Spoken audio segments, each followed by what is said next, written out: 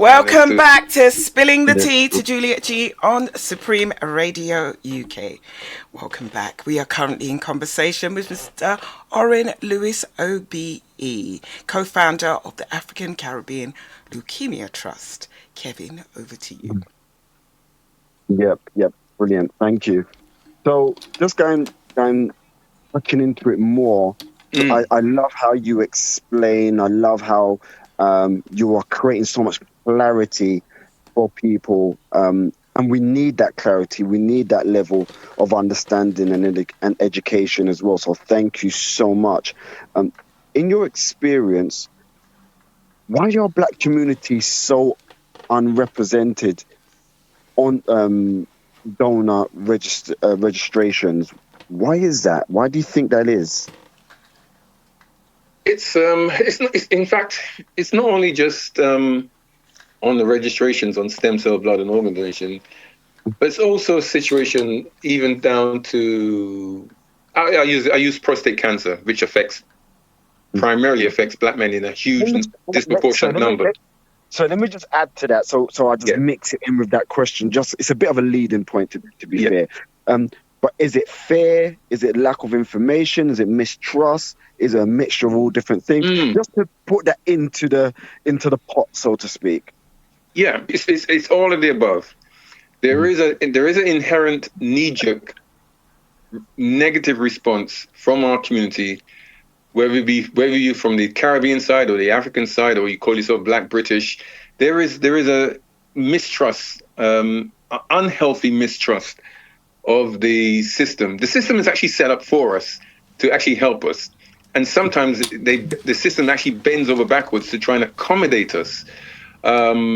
And I don't think we realize it. I understand the mistrust where it's coming from.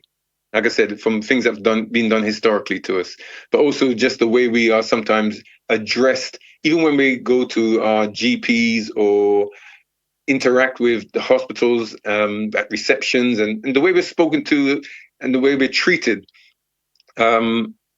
It's things are not as well as they should be. And I think of sickle cell patients when they end up coming to A&Es because of having a sickle cell crisis, and the physicians and nurses and the doctors don't know how to react properly to treating the fact that this person's representing a sickle cell crisis. They need pain relief now, rather than treating them as potential drug addicts because they want morphine, and things like that. So sometimes there's an interaction that goes on which creates this barrier between the health medical institutions, I like to call it, and the community and the patients. Same thing happens on prostate cancer and other things. The call for more Black men to come forward and be tested, and there's this reluctance. It's not sure. There's a fear. There's this macho attitude. Oh, I'm not going to be. No one's going to infiltrate me and look at me in a certain way. We need to get over that, because we're creating more negative outcomes in our community because of negligence, lack of awareness. It's hurting us. It's almost like own goals we're scoring, and if we're not stepping forward to try and help ourselves through direct interaction, or even through organizations like ACLT to represent and be the filter, then unfortunately we're going to lose too many of our people because of this lack of inertia. And we're seeing it, and the health side of things sometimes is not as welcoming and as we would like it to be, which is why we're doing our policy work to try and change that on stem cell and blood and organ donation, because we need them to interact with us in real time in a positive way. So when we rock up at the GPs, at the hospital, for that first contact and beyond, that interaction, that first response, how you look at me, how you welcome me, how you talk to me, is important. Because if you don't, I may not come back because I'm not feeling welcome. And we need to get them to understand. And at the same time, we need to see and understand and understand the welcoming that we're getting, and if it's genuine, it's genuine. They want us, because I'll give you an example. If we don't get involved in the process, especially in things like clinical trials for conditions, then what's happening is that when new therapies, breakthrough therapies come out, they won't be shaped around us, because we weren't part of that trial and research to shape it around us. They'll be shaped around white Northern Europeans. And that's how it always has been. And then we're on the outside saying, what about us? Why aren't we involved? The reason why we're not involved, because we weren't involved in the initial stages. And the same thing's happening right now for prostate cancer. This new initiative that the Department of Health had have said is going to happen. And in fact, it took a battle to get this overturned, because at first they said no. They said no black men. Now they've included black men to be part of this research. So black men, we need to get ourselves tested to see why we're being diagnosed at such a disproportionate rate. If we don't be part of the trials, when they come up with the results at the end in the years to come, we won't be part of that deliverance, and they won't be shaped around us. So there's a bit of yin and yang that goes on. There's a mistrust things, but also there's a case of making sure that the NHS, the Department of Health, and the establishment engage with us with a smiling, happy face. Happy face, a smiling base. Everything can be done. Mm-hmm. I love that. Juliet? Yes, sorry about that. I haven't floored you, have I? No, not at all. ACLT's campaigns for stem cell and blood and organ donation, what areas would you say needs the most urgent attention right now? And what are the current gaps that you're finding? Interesting. There's still a lot to do. Okay, on all three, there's a lot to do. And they're all relative to in their own individual ways. On the stem cell side, as much as we put through all these hundreds of thousands of people through the system, there's still an imbalance, and so we need to get tens and tens of thousands more Black and mixed heritage people registered as stem cell donors. Like I said before, our chances of finding a well-matched stem cell donor is as low as 37%, and it actually drops to about 20% for Black people. So we need a lot more of us, because Black people come from the most diverse gene pool in the world. So we need 10, 20, 30 times more of us to register to find parity with our white counterparts. That's one. Blood donation, there are about 18,000 sickle cell patients, or warriors as we call them, out there. A big proportion of them will need well-matched blood donations. And then especially a particular sub-blood type called RO. The RO blood type is found mainly in Black people. If Black people register and donate blood, and they've got the RO blood on a mass scale, tens of thousands of us, then we will alleviate a lot of the problems those sickle cell warriors have when they get blood transfusions. If they don't get the RO, they will get O negative, because that O negative is the universal blood donation you can give to anyone. But that's okay. But it's not the greatest quality of blood transfusion. They need RO, and a lot of Black people are running around right now not realizing they've got RO. Go and register and donate blood en masse.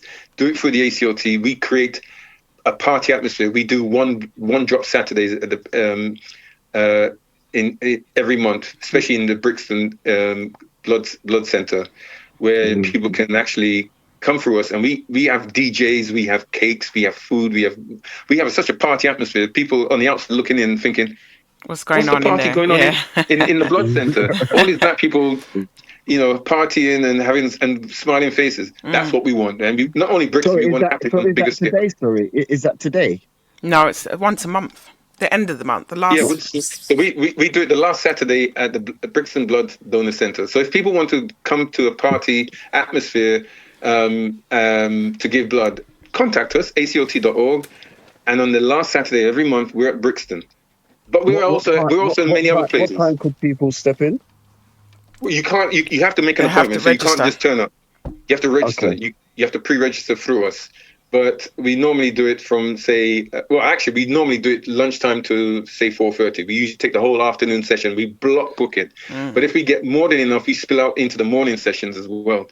But it's not only Brixton. There's us and many other organizations trying to do similar things. But we're leading this, and we see when we do these drives every month at Brixton, we are seeing some young people coming through, and they are like, "Oh my gosh, this is so cool." They bring people, they bring others back to the next session, and we get social groups coming together, church groups, community groups. We block book on behalf of certain groups, and people coming through and say, "Can I join?" And we say, "Not today, but register with us. You can come to the next one." And that's what we're doing. And on organ donation, let me just highlight something on organ donation. Mm-hmm. Black people and South Asian people, especially those two groups, suffer the most in terms of waiting for an organ transplant, especially kidney transplant. The demand is about 34%. Population-wise, collectively, all ethnic minorities is about 18 to 20%. So demand is high, but the supply of organs, especially from those two groups, is very, very low. And when I look at the stats on organ donation, it is criminally low on deceased organ donation and even on living organ donation, because you can donate a kidney as a living donor and still function very well. But when I look at the stats for the year 2024 to 25, there were 28 donors who were deceased, who agreed to donate if they passed away and their family consented. 26 were living donors. Wow. But the demand for actual transplants in that same year, from just a black perspective, was nearly 400. Wow. Yeah. And I'll give you one stat that's going to really shock you. So if they're the amount of people that are donating, 28 deceased, 26 living, but nearly 400 received, where does majority of those people receiving their transplants from? They are getting their kidney transplants from white individuals who just miraculously happened to match, because there were no black donors. So those who found their donor were lucky, because race is important on organ donation. But you can receive an organ transplant from someone who's not of the same ethnicity. But this is the caveat: if the doctors had a choice on behalf of a black patient who needs a kidney transplant, and there was a white donor ready, and there was a black donor ready, and they had the same blood group as the patient, they will go black to black. And the reason why is that ethnicity is important on the tissue matching. But if there isn't a black donor there, then they're going to go, well, you're the only person there. You're white, doesn't matter. You match, thank you. And of course, the patient and their family are going to go, thank you very much, because they don't really care where the donor comes from. But for long-term outcomes, it is best if the patient and the donor on organ donation, like stem cell donation, is from the same ethnicity. But black people and South Asians, we are allowing ourselves to be incinerated if we're cremated, or we're allowing the worms to take our organs because we're 10 feet, 6 feet down under the ground. And we're saying to people, black people, don't opt out of the system. Asian people, don't opt out of the system, because our people need those organ transplants. And so race is on all three. Race is important. When Daniel had the triple. He had the triple. He needed a bone marrow transplant. He waited 6 years before Doreen was found in Detroit, Michigan, United States.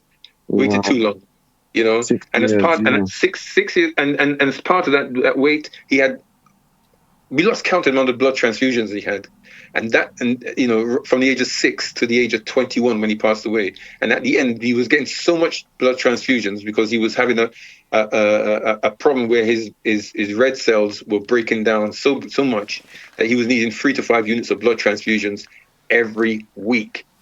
and they were, and the NHS were having major trouble finding well-matched blood for Daniel. And in the end, because it wasn't well-matched blood, it was causing major problems with his organs, that he passed away from multiple organ failure. Started to reject. Yeah. So Wow. this is what happens when you don't get it right in the first way. If there's a long delay on one of them, it can have a cause and effect across different forms of donations and transfusions and transplantations. Daniel unfortunately had all three. Most people just have the one, which is why for me and Beverly, is like we wouldn't wish this on our worst enemy. You know, to go really through, painful to observe, to watch, and also to be a part of as well. There are many people out there that no matter what you say to them, pretty much, they just won't give blood. But there are other ways that they can donate. For example, like raising funds to keep this fight going. What role does fundraising play in keeping ACLT work going? For example, when someone donates £5, what does that do, or £10 or £50? What can that support to help make things possible? Let me give you an example. Fundraising is vital, which is why we are so indebted to Juliet, what she's trying to do. Yeah. Fundraising is so vital. It keeps us alive. It's our live stream. We almost went under in 2011 because of loss of funds, and the community helped us. But we don't want to keep doing that, asking for bailouts. But we want people to regularly give £5, £10, whatever, direct debits, payroll giving. What that money does, I'll give you an example of what it does. It allows us to support so many patients through their journey of looking for the gift of life, of a transplant, of transfusions. It allows us to do educational awareness work in schools, colleges, universities, mosques, temples, churches, corporate events. It allows us to expand our social media work of spreading our message in a way through Instagram, Snapchat, TikTok, Facebook, LinkedIn, to actually creating more seminars, podcasts, webinars, to impart that wisdom. All that goes, and like, for example, what we're doing this week, we've got a young school intern coming in, spend a week with us in our office from Monday for a week, because they chose us. They wanted to learn, because we'd been to their school and they'd seen what we'd done, and they said, right, for my work experience, I want to spend a week with the ACLT. So this young person's coming in, and the funds that you give us allow us to actually teach that person all the skills necessary to deliver the messaging to their own peers.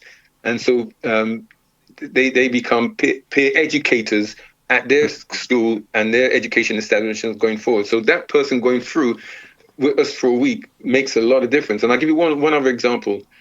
It allows us to do what we did 6 to 18 months ago, where there was an appeal for a mixed race boy called Ethan, who needed a kidney transplant. It allowed us to go on to the mainstream news to deliver his story, his appeal with his mum. And less than a year later, someone who was watching that interview contacted us directly to be tested for Ethan.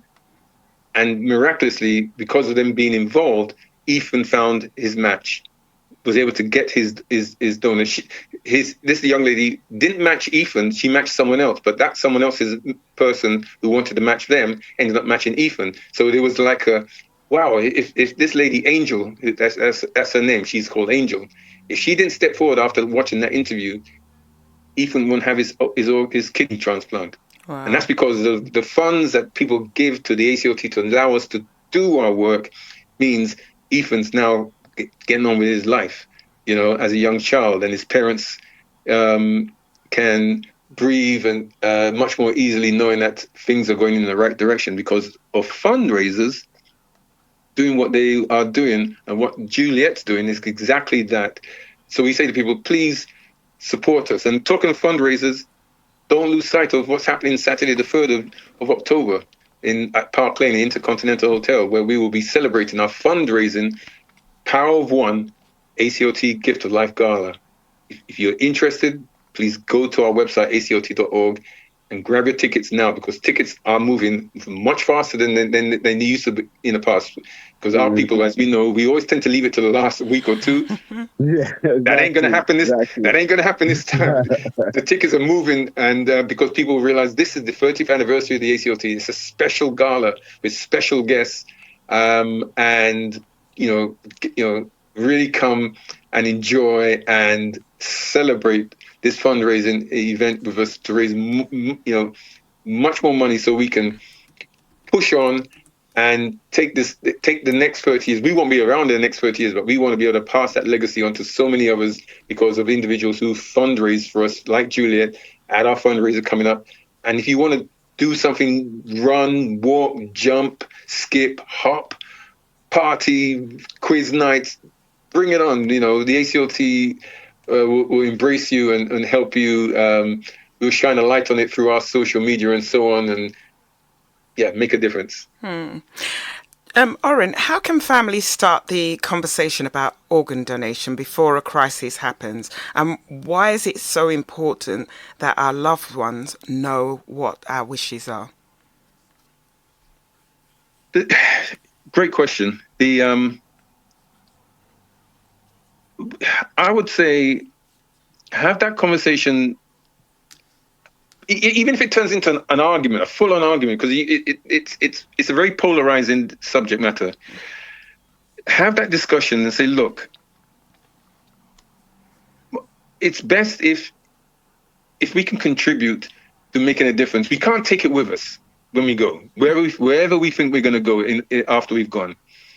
It can either be incinerated or just to the worms in the ground. Let's talk about what difference it will make if we were to put ourselves on the register, consenting to donate. Because as you know, the law was changed on May 2020. During COVID, the law was changed so that in England, everyone is deemed consenting to donate unless you opt out. Okay, but we're saying to people, don't opt out. Too many black people were opting out before the law was changed because of that viral WhatsApp messages that was going around, and people were just naively opting out because someone told me to, and isn't that what black people do? No. Think for yourself. Have a debate with your parents, your grandparents, your cousins, your friends, your work colleagues, and thrash out the pros and cons, and the pros outweigh the cons. Because you know that if you are part of the organ donation journey, then our people are going to benefit much better, and our numbers are going to get much better, and we won't be having to rely on others to do so. Because at the moment, white people are propping up organ donation for black people, and we shouldn't be asking for anyone's handout. It's really down to us, and so I would say have that real constructive, even speak to your if you're religiously orientated, speak to your pastor, speak to your rabbi, speak to your imam, whatever your faith is. Have that conversation and realize, actually, if you're Christian, think of the linkage of Christ died on the cross for us. He gave his blood for us. So surely we should be donating blood to help others. Surely we should be donating our organs to help our own people, because that's where it's going to go. They're not taking it from us. They actually need us as part of this. And something I said to you earlier, the system's bending itself in such a way to accommodate us. On organ donation, about 4 or 5 years ago, an initiative called the utilization program was initiated to skew it.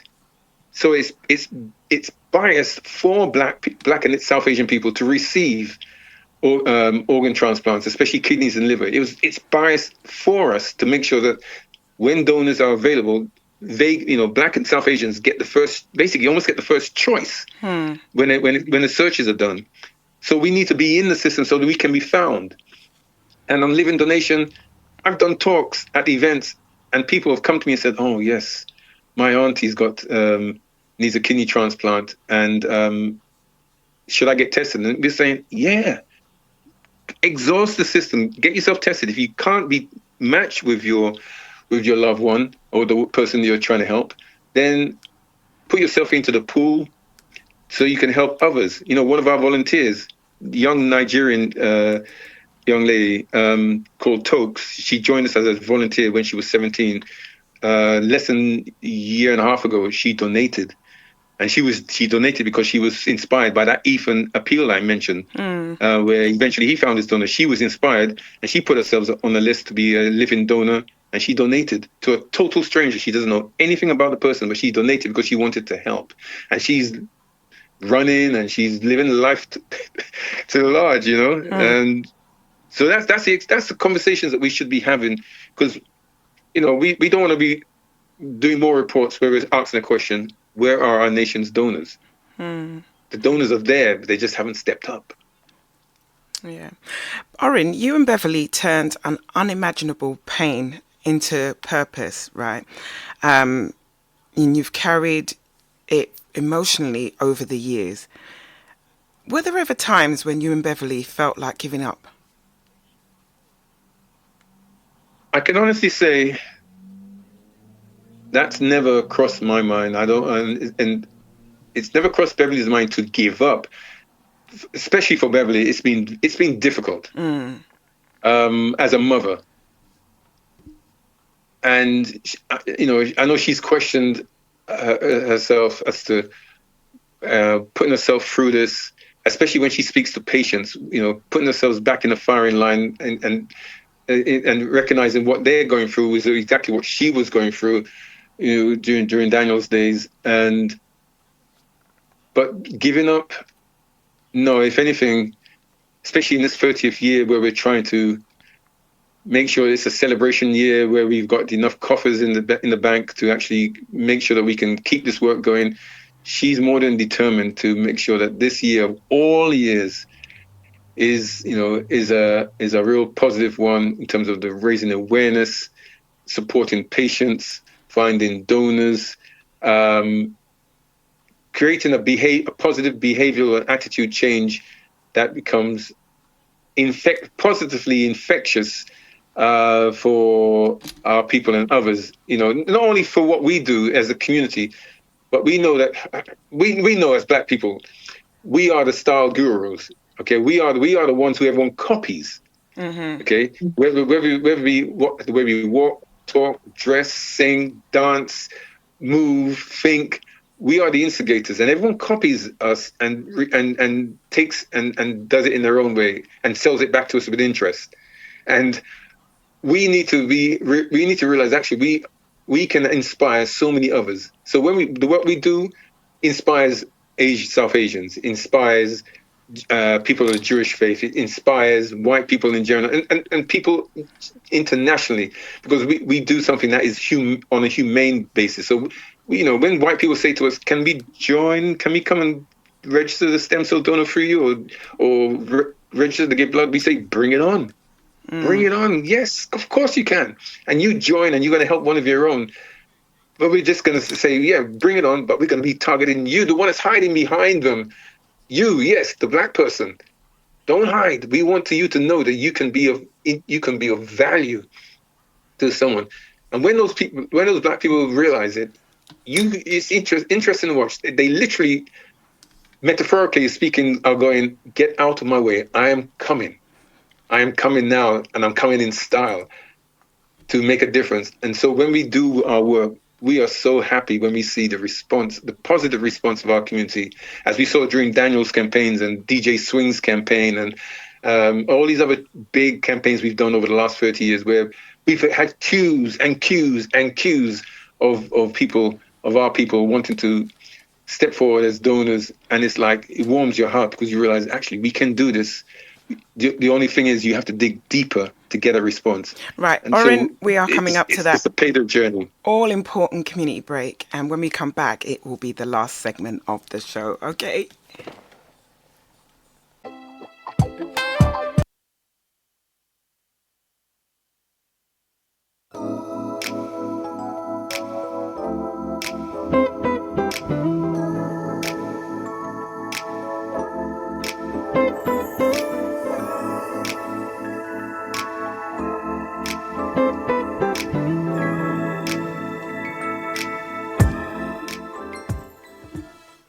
Welcome back to the last segment of the show, Spilling the Tea to Juliet G on Supreme Radio UK. We've been in conversation with Mr. Orin Lewis, OBE, one of the co-founders of the African Caribbean Leukemia Trust. And what a show it has been. This is the last segment of the show. We don't have long left. So over to you, Kevin. Yes. So we've gone through so much, as we know, and even stuff that we don't know. And with that said, after everything you've lived through, you've built, for those people out there who's starting their own journey of their trials and tribulations, that's going to probably lead for their next 30 years or so, or, you know, whatever it may be, whatever that path leads to. What does hope mean? And what does faith mean? How did that get you through? How did it get your family through? And what does it mean to you now? It's a very, very interesting question. Right from the start, I remember saying to someone who was very close to the Voice newspaper, and I said to this young lady, I said, if what we do can inspire and motivate others on their journey or whatever it is in their life that they're going through, that they feel is getting them down, if they can look at me and Beverly and say, well, they're doing it under those extreme circumstances, then I should be able to do it. I shouldn't give up. I should push on through. And that's how we've always seen it, you know, never giving up, learning, learning from what works, but also learning from the failures, because it's many of the failures, the things that you fail on, that if you can learn from them and regroup, it will make you better and stronger. And so, you know, our hope has always been to keep learning, keep pushing on, learning new tricks from the younger, the Gen Zs out there, to learn new things of getting our message across and having the cause and effect in a faster way for people to make a difference. Because everything that's important about what we do is linked to time. The time it takes someone to make a decision to say, you know what, I'm going to go and give blood, or I'm going to join the stem cell register, or whatever. I'm going to go and get myself tested for prostate cancer, or possibly if there's a lady, get myself checked for, you know, my breasts checked or whatever. That, you know, if you have faith, and we're not faith driven. I was brought up as a Christian, but I'm not faith driven. But if you can use your faith alongside that as well, that's an added bonus, you know, to go forward and make a difference and change the landscape that shows more representation of us, you know, as individuals, as a collective. You know, as I was waiting for the break to finish, I was thinking, when we started in '96, the England football team didn't reflect society. But you look at the England football team now, it reflects the society, because it's, you know, it's so diverse, you know, and it's the same with the French team and all these other teams. It's becoming so diverse, which is how it should be. We are representing, and we are supporting that representation. So we're saying to our people, on the health issue, we're representing. Please support us to get more representation, so that our people can see, yeah, when they're talking about health issues, oh yeah, we got black people at the top table representing, from the policies downwards, through the community engagement, through the messaging on social media. We got people in the right places doing this. That's how it should be. You know, we look at our news and we see Ron K. Phillips and Charlene White and all these individuals on TV representing us. It wasn't like that back in the day. We've come through, and so we're saying, you know, on a health tip, we're representing, myself and Beverly and others. The ACLT is representing. Daniel is symbolically representing. Support us, and support us not by pats on the back. Pats on the back don't do anything. Support us by raising funds to create, institutions and awareness, so that for example, so that we can go to the Caribbean and to Africa and to actually help them create their own infrastructures for their own communities, so that donors can be found faster where they are, because they are the majority. They're not the minority in their countries, but they don't have institutions there. The governments aren't doing it. The international governments aren't doing it. why don't we do it as a group of people? Say, let's put something back in our own countries. ACLT is willing to lead and help and working in arm with others to make that happen. But we need your support, your financial support to do that. So that's, the faith goes a long way, hope goes a long way, but we need the tangibles to make the difference. It can be done. Absolutely. Now, Orin, one last question. If Daniel could see the lives of ACLT has changed today, what do you think he would say? He would like, oh my gosh, wow, you really did that. You really did, because he's one of the last things he said to his mom, Beverly, keep it going. Keep it going. Don't stop. Keep it going. He would be so mega proud. He would be like, yes, this is what it's about. And he would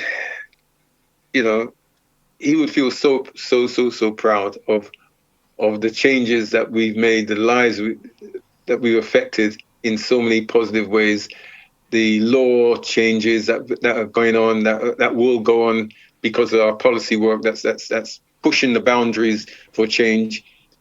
I think he would be very proud of us, and he would say, thank you. He would just say, thank you. Oh. I love that. Really powerful. Before we let you go, can you let the listeners know how they can contact you on your socials and also just be a part of our new culture? Let's not call it a movement. Our culture, our new culture, that because you're integrating something new into our culture, which is a type of consciousness. Can you please let our listeners know how they can find you, how they can contact you, and whatever you would love for them to know? The floor is yours. Okay. So you can contact us in many ways. Email us at info@aclt.org. Our website, www.aclt.org. Our social media, on all our social media handles, is at ACLT Charity. I'll even give you our telephone number, 0203-757-7700. You can find us. We want you to contact us and say, look, I can't come down to where you guys are, but can I do something where I am, wherever I am in the country? We say, yeah, we'll arm you with the tools and the initiatives and to try and do something local to you, blood drives, stem cell drives, or whatever. We'll get, if you're in one of the main metropolitan areas, we'll try and maybe create a session around what you're doing and come to you for special events. It's really things like that where you can make a difference, and I'll leave on this what might seem controversial, but I think really is important point is that when people rightly say lives matter and they say Black lives matter, yes, Black lives do matter, but to prove that Black lives really matter, you have to step up and do something. Shouting about it doesn't deliver the outcomes that's needed. On this subject matter, only Black people can make the difference. Others outside our race cannot. So if we're shouting Black Lives Matter and you're doing nothing, you're not donating blood and you're not part of the system for stem cell and organ donation, you are part of the problem. Unless you're too old or you got an illness yourself, there is no reason why you shouldn't consider finding out the facts, make an informed decision, and starting your journey. Because Black Lives Matter, it's time now to prove it. Let's do it. We can do it by any means necessary. Orin, I've got one last question for you. How important, and I want you to stress, how important is it for men, especially Black men, to step forward and talk openly about health and donation? And what message would you give to fathers, brothers, uncles, and sons? It is imperative that Black men are seen to be stepping forward. Symbolically, we give, as a race of people, we push this strong narrative about strong Black men leading. the family, leading although in reality we know our females who are really the power and strength. But black men stepping forward is imperative. We need to deliver a visual, audible message presence that men are seen to step forward as blood donors, as stem cell donors, as organ donors, stepping forward when the call is needed for prostate cancer, because that affects men and black men especially. We need to be stepping forward to be part of the system to find the solution to saving our own lives. If black men don't step forward, then we're going to be at the back of the queue all the time. I want black men to be looking and saying, you know what, I want to be like Malcolm X, a leader. I want to be like Martin Luther King, a leader. I want to be like my hero, Muhammad Ali, a leader who's prepared to give up something for the betterment of nation, of a community, of a race of people. That's what Muhammad Ali did, and people like him. Black men, we can do this big time. We lead from the front. We are the fastest, strongest, and we are the smartest. Mm-hmm. Let's use our head. We are the smartest. So let's do this because we have it within us. Don't let anyone tell you otherwise. Don't let anyone mess up your head, because that's what's happened to us for hundreds of years. Let's step forward now and actually create the impetus, which if we do it on health, it will snowball into business. Wealth is health. Health is wealth. If we combine that, we won't have to depend on any handouts at all for anyone else, or in terms of physical or metaphorical handouts from other communities. We would say to them, out my way, we are now coming, and we will create that utopia that we see in Black Panther, which is film. But we can actually create we could take nuances from what we see as Black Panther, the film, and turn it into reality.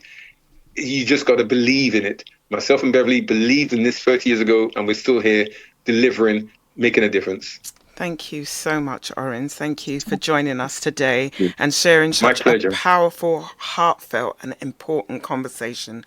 The work you and Beverly and the ACL team do and continue to do is not just inspiring, it's life-saving. And Daniel's legacy continues to speak volumes. It educates and gives hope to families who are waiting for that one person to step forward and be a match. Now, Orin, thank you once again for coming on this morning. Yeah.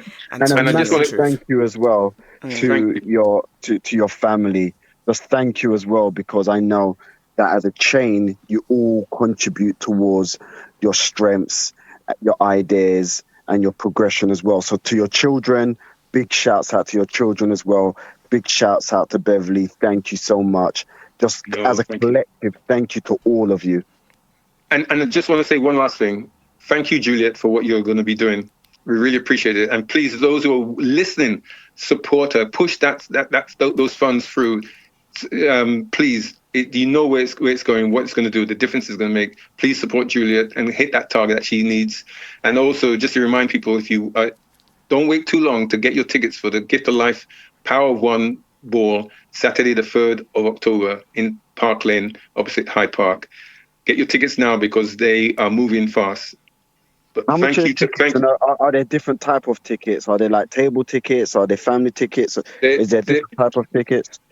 We've had another release. They've gone. We had a first release. That's gone. We're now down to the final release. The tickets are £250 and a booking fee. And the experience that you get from the red carpet to when you walk out at 2:00 in the morning is going to be off the charts, because it's a special one-off with special guests. And yeah, people, the tickets are moving. And so I say to people, don't think in Black people time and think it's going to be there in a week or two before you decide to get your tickets, because they'll be gone. And if it's anything like the gala we did in 2024, we sold out weeks in advance, and we had a reserve list as big as the attendee list. So we're going to be, I would say don't wait, go for it. There's other events going on, but this event is the special one. Thank you. And I wish you and the team continued success, growth, and impact on the community. Now, listeners, please do connect and support ACLT. Like the organisation truly makes a difference to patients and their families. So take care, Orin, and thank you. And Thank you. Bev. Thank you very much. All the best. Thank you. So next week, Saturday, we will be in conversation with a very interesting lady who goes by the name of Felicia Benjamin, who organises Miss Over 50 pageants. Don't shoot the messenger. That's Miss Over 50 pageants. And like I say, each and every week, you don't want to miss this. Make sure you set your alarm clocks from now and put it in your planner, diary, or even your Rolodex. Remember the Rolodex? Anyway, coming up next till 2 p.m, we have our very own DJ Claudia standing in for Supreme's boss lady, La J. And 2 till 4, we have TLC. 4 till 6, we have TJ Sting. 6 till 8, we have WJ Good Groove. 8 till 10, we have Bugatti. Bugatti! Morning. And 10 till midnight, we have DJ Squeaky. And midnight till 2 a.m, we have Uncle Nuts until he says so. And that is the presenter lineup for Supreme Radio. Now you can follow me on Instagram, that's Spilling the Tea to Juliet G, to get show updates, notifications about the show. And you can follow me on Mixcloud to listen to past shows. And even you can listen to it now on YouTube. Kevin, is there anything that you'd like to say before we end the show? Very quickly, once again, we all have our trials, we all have our tribulations, and I just want you all to know that hope, faith, prayer, and actions all live side by side, and you will get through it. We've been through some dark moments in our lives individually, but we get through it if we just keep walking through that desert. So just keep going. You can find me, Kevin Bennett, N-T, on all your social platforms. So I'm not going to keep it too long. We've got to go. God bless you all, and just keep going. And to everyone listening, please don't let the conversation end here. Find out more about registration, being a donor, if you're able to share the message and talk to your family about stem cell and blood and organ donation, because one registration, one act of kindness can help save a life. Remember, live your life, love your life, and enjoy your life, but also you can share your life. So, Kevin, it's bye from me. Bye for me. Yes. Have a blessed day, everyone. Stay hydrated. Have a spectacular day. Have a spectacular weekend. And whoever you choose to spend it with, enjoy, enjoy, enjoy. Hashtag spilling the tea. Hashtag Kevin B. Hashtag Juliet G. Oh, what can I say? What an interesting show. Bye for now, everyone. See you next week. Bye-bye. Take care. Right, we're recording. Yeah, sorry. Okay. Right. So, I just, go on. About the conversation, this conversation that we're having is after the show has ended. So, to Orin, you were saying previously. Yeah, it's. I just really want to say thank you for creating a platform today of what, doing this for 30 years, done a lot of interviews, but this was up there with the top 5 I've ever done of interviews that allowed us to expand in detail what we're trying to do and get across to the audience. It's more than just about directly the health issues that we deal with. It transformed, the interviews transformed into such areas of health and attitudes, behavior, that can go a long way to shaping our society, the Black society, in such a positive way. And you two created the platform today to enable so many more people to understand and appreciate just how significant they are as individuals and as a collective to the betterment of our society. And I really just want to say thank you. It was one of the best interviews I've ever been part of. To enable, the questions were great, and enabling me to articulate in detail and nuance in such a way that people can hopefully relate to it and think, oh yeah, I get where he and they are coming from, in terms of making a difference. So I just really want to say thank you for that, because that was really, really good. You know what? Thank you. I appreciate you. I'm so touched by that, Orin, because I mean, I'm a talker anyway, and I'm an inquisitive person. So for me, it was really important to get your story across, because there are young people that are listening that may not know about ACLT, and even the Yeah, older people might still not know about ACLT, but it has given them a bit more clarity, and it's also putting a spotlight on what ACLT was, and is, and what you are doing now. So, and yeah, moving forward, and that legacy. So, and we can all be part of that. And for me, I like to lead by example. So I gave blood, and when I was there, I mean, it was so welcoming. Everything about it just felt right. It felt right. And I'm a firm believer that nothing happens before its time. And sometimes, you know, yeah, I might get people's contact details from long time, and I haven't contacted them. And but then eventually the time just feels right, and it just felt right. It felt right to do this at this moment in time. So thank you. yeah. Thank you for allowing me to share your story. Oh, thank you so much Yeah. Yeah. Thank to you. both of you. Yeah. Yeah, Thank you so much. Thank you. And also, just to kind of add to that as well, it's never easy reenacting, so to speak, your traumas and your mm, pain. For some people it's educational, but for you it's extra interpersonal. yeah, And every time you kind of like talk about it, there's a I would imagine a reliving of moments that is never going to be. I mean, they say it gets easier, but it Yeah. doesn't mean it's easy. no, exactly, you know exactly. and to keep going over it sometimes, and sometimes explaining yourself again and again. All of those areas are genuinely not easy to do, but you do it and you do it and you do it because I would imagine, please correct me if I'm wrong, um but there's a bigger picture. It's not about you anymore. There's a No, bigger picture where it's like, yeah, my world is about servitude, and whatever I have to go through, I'm gonna have to go through it in order for you to get what needs to be got. And yeah, so that's why exactly. I also appreciate you as well.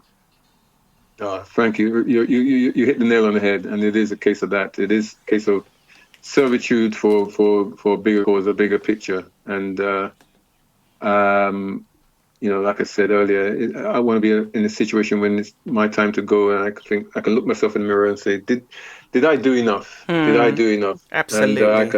I would like to think, yeah, I did enough, and hopefully a bit more as a legacy, and so that others can be those torchbearers, because the work continues, and it's like I said, Daniel was here for a reason, the catalyst, and the works continue beyond him. It will be continue beyond me and Beverly, and others will retransform it going forward in different ways, and say, well, we're doing this because of the learnings and the teachings from the ACLT and others, and we're now taking it further, and it's all for the potential betterment of our community. And if it's doing it for our community, we know everyone else is gonna be better off, because, like I said before, we are the shapers of many things, and sometimes I don't think we recognize it. We don't realize how big our contribution is, because everyone keeps telling us we're of no worth. And if you say that enough to people, Yeah. people will believe it as fact, and so they become subordinate in their minds. And in reality, is a lot of people say that to us because they realize, actually, if we believed it ourselves, we would be the dominant people. But if you say something enough to bring people down mentally, then you control them. And so we sometimes just don't realize just how how powerful we are. We know physically we're powerful. That goes without saying. We know that we can see that we enact that all the time. But that's not, it's mind, body, and soul. And at the moment, we have the body, we have the soul, but we don't control the mind. Others control the mind. And if we control the mind, whoa, we would be in a position of the world will look differently, and we others know it and try to make sure we don't know it, because if we did know it, whoa, the landscape would be so different. And that's what we're part of. We're trying to get us to a point of controlling what we can be in power of. We can be in power and actually articulate that. I think it can happen, because especially on the continent, in Africa, with our young people coming through and the technology, how they're using it, that is slowly happening in countries. And if there'll become a tipping point, hopefully sooner rather than later, maybe beyond my time, where the young people and young generations going forward in Africa, hopefully tipping over into the Caribbean and beyond, where we will suddenly become a dominant force, or on an equal basis with what are deemed the first world forces. It's all to do with the mindset. If we get the mindset and get control of what we have, the resources we have, the power of the people we have, we can do so much. And in that case, Black Panther won't be just a utopia in our minds. It'll be actual reality that we can say, actually, there's the jewel in the crown. It's right there in front of us. Thank you so much, Orin. I know you've given up even more of your time. and you know, the funny thing is, when I talk to my guests and I say to them, it's going to be about 2 hours or an hour and a half. Oh, I don't think I can talk for that long. And I'm like, do you know, if you are passionate about something, you don't even mind the time. Because I was conscious of the time, and I was like, oh, I wonder if he's going to say, oh, I'm sorry, but I'm going to have to go. I'm going to have to go. And you didn't. So I thought, okay, let me just carry on after the break. And you didn't. And I thought, oh, brilliant. So thank you. And I do value people's time. So, have a fabulous weekend, and love to Beverly. And hopefully Kevin and I will look forward to seeing you at your gala. Yeah, hopefully too. And I'll leave you on this final note. I think, no disrespect to you or Kevin, no disrespect to you guys or anyone else, I think me and Beverly have one of the best jobs in the world, because we wake up every day knowing that by the end of the day, we will probably make some sort of difference in some shape or form to two different people. One that needs help, one that could help. And for us, like, we've been able to do something and make inroads that could transform two lives. And know we can do the same again tomorrow, and that keeps us going, because we know the significance of it. So I just want to leave you on that note. But thank you so much for today. Really, thank you. And you know what? I concur. I totally agree with you on that one, because you and Beverly wake up and you've got the gift of life just right beside you. And on that note, enjoy the rest of your weekend. Thank you. God bless. Thank you. Take care. Bye. Bye-bye.